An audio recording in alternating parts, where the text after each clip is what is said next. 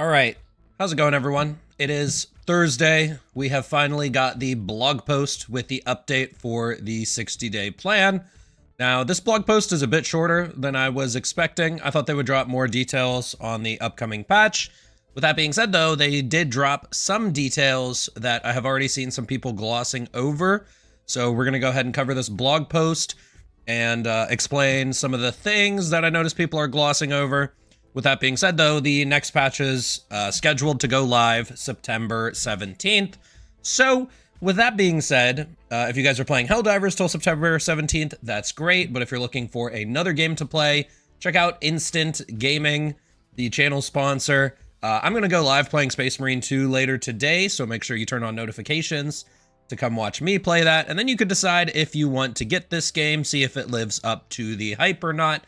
But this game's pretty expensive, even on Instant Gaming. If you're looking for a cheaper game, I would recommend even Helldivers 1. You can get the digital deluxe edition on this site for less than $5. And Instant Gaming also does a giveaway for my channel once a month, so make sure you click the link in the description and enter that. You could win any video game of your choice, and they've got plenty of other options. So let's just go ahead and read the blog post, go over some of those details I've seen some people gloss over, and then I'll give you guys my thoughts because a lot of the changes in here are pretty drastic. So it says, it's been a couple of weeks since we committed to our 60-day plan. Our team has been hard at work refining the gameplay experience, addressing your concerns by doing in-depth reviews and adjustments of various systems, from weapon balancing and enemy behavior. So this is something that's interesting to me. No details on that, obviously, but enemy behavior. And they're doing this to the overall game mechanics. They are fully committed to ensuring Helldivers 2 meets the high standards we all expect. And then they said, we see the Steam reviews and hear you loud and clear. So this goes back to what they originally said with the 60-day plan, that they didn't meet their target with Escalation of Freedom. And it's because they decided to nerf fire at the very top of the patch notes, and people saw that and lost interest. And then they say, we're excited to share more details about our upcoming update, which will include significant changes aimed at refining and improving your experience in Helldivers 2. This includes reworking armor penetration. Now, this is a big thing I saw people glossing over. So the way armor penetration works is, let's say you have a light penetrating weapon. That would be an armor value of 2. And let's say you're shooting it at a medium armored enemy. That's an armor value of 3.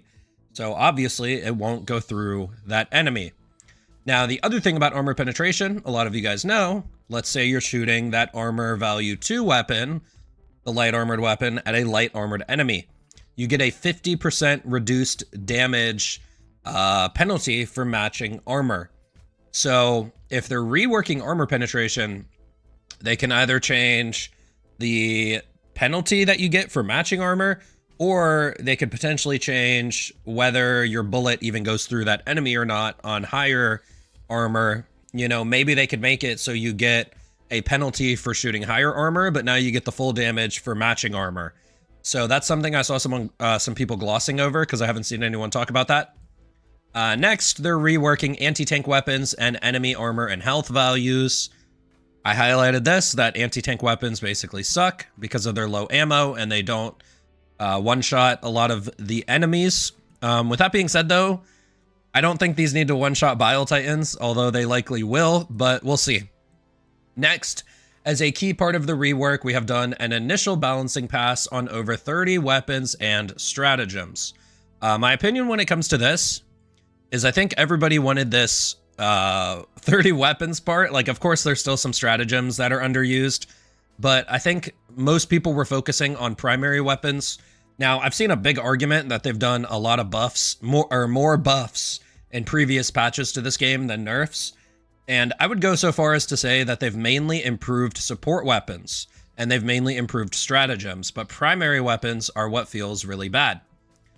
So there are obviously some support weapons and stratagems we want to be better, but I think primary weapons would be the main thing people would want to see. But if they're reworking armor pen, this could actually also make a lot of primary weapons feel better, and if they're just nerfing enemies. So we'll have to wait on some of that. Next, they said we're overhauling a number of different enemies to make them feel more rewarding to kill when you use the proper tools to handle them, but ensure they still feel formidable. Enemy bots, including Hulks, will have lower armor. So just as we've gone over Chargers getting lowered armor, I'm curious if this will just be the Hulk visor. Like, what if you could shoot a medium machine gun or potentially a grenade launcher at the Hulk visor? That could be very interesting. And then they say the number of rockets fired by enemies like Devastators and gunships will be limited. They already told us this. The armor values of particularly tough bug enemies like the Charger, Impaler, and Bile Titan will also be reduced. Now, I did a stream the other day titled that they were going to overbuff a lot of stuff. And a lot of people will say, oh, you can't say they overbuff stuff. Yeah, I can, because all we asked was for the weapons to feel good against the enemies we're shooting them at. And for the largest enemies, it was simply anti-tanks.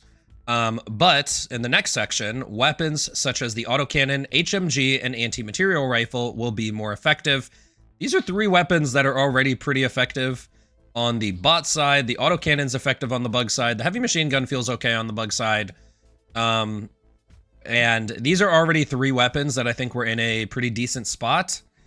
So anyways, they said providing greater loadout versatility. We're also working towards additional improvements for flamethrowers. So everybody wants to see that. They're also taking this opportunity to consider new player fantasies and design goals for these weapons and stratagems based on the feedback they've received and the trends they're observing during gameplay. Their next update containing all these changes and more details is September 17th. And they said, we value your feedback and are always looking for ways to improve our community engagement. Stay tuned for more updates in the coming weeks as we work together to make Helldivers 2 the best it can be. We will be back on the 17th of September with more details. And then they have a couple facts here. What does a balancing pass entail and how are you conducting it?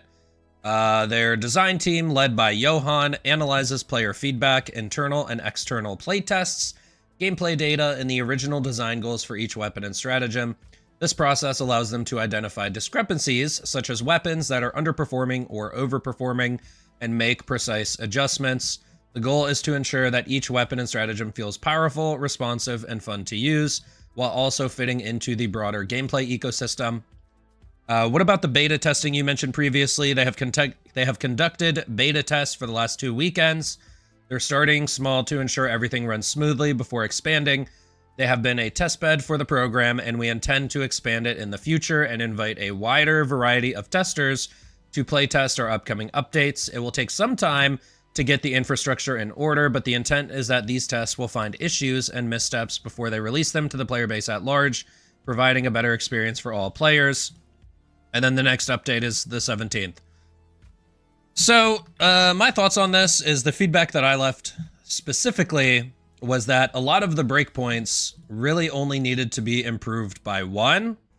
And then some of the very underperforming weapons, like the Diligence, the base Diligence, needed its breakpoints improved dramatically. So, like, for most of these weapons, in my feedback at least, Liberator, I said put to 70 damage. That improves its breakpoints by 1. Adjudicator, plus 10 damage, improves its breakpoints by 1.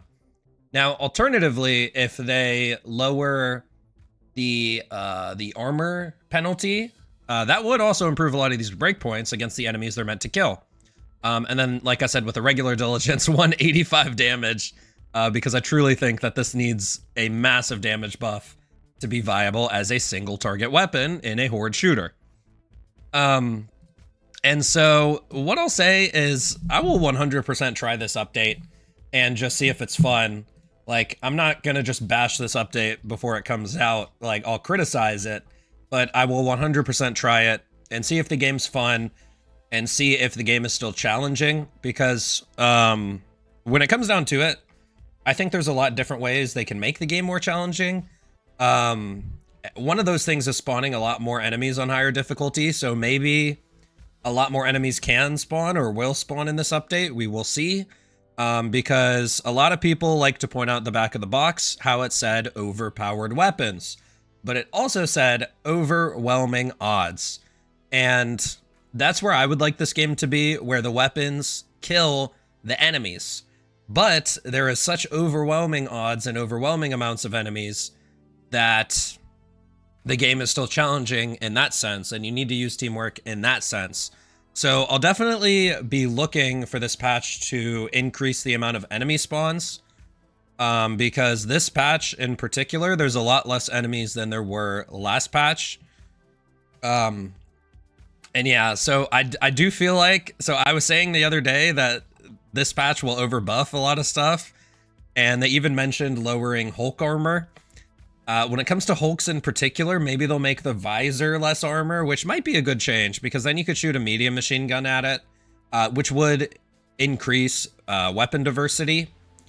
But also at the same time, you know, I feel like they highlighted guns like the autocannon, HMG, and anti-material rifle that were pretty much already performing fine, all on the bot side. 2 of these performed, well, HMG performs decent on the bug side, and autocannon's already the best weapon against both factions. So it is just interesting to me that they highlighted these 3 guns, and we will have to wait and see. The big thing in here is the armor penetration that no one's talking about, for the reasons I already explained. But this could potentially be a buff to every single weapon and stratagem in the game. Because it's like I said, you get a penalty for matching armor.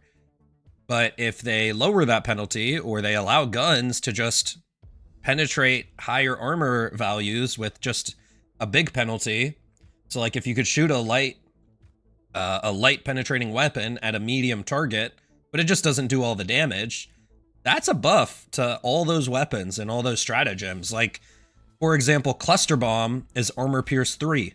So if it loses that penalty to all the Armor Pierce 3 enemies, that's a big buff to Cluster Bombs. So like this change alone is way huger than anyone thinks, and I haven't seen a single person talk about this. And I know people are aware of the armor matching penalties, so figured I would give that insight. And that's pretty much it for this video. I'm going to be streaming Space Marine 2 very soon.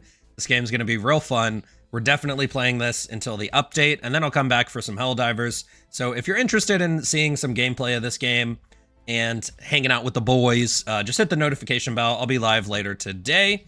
And that's going to be it for me. I'll see you guys in the next one. I'm out.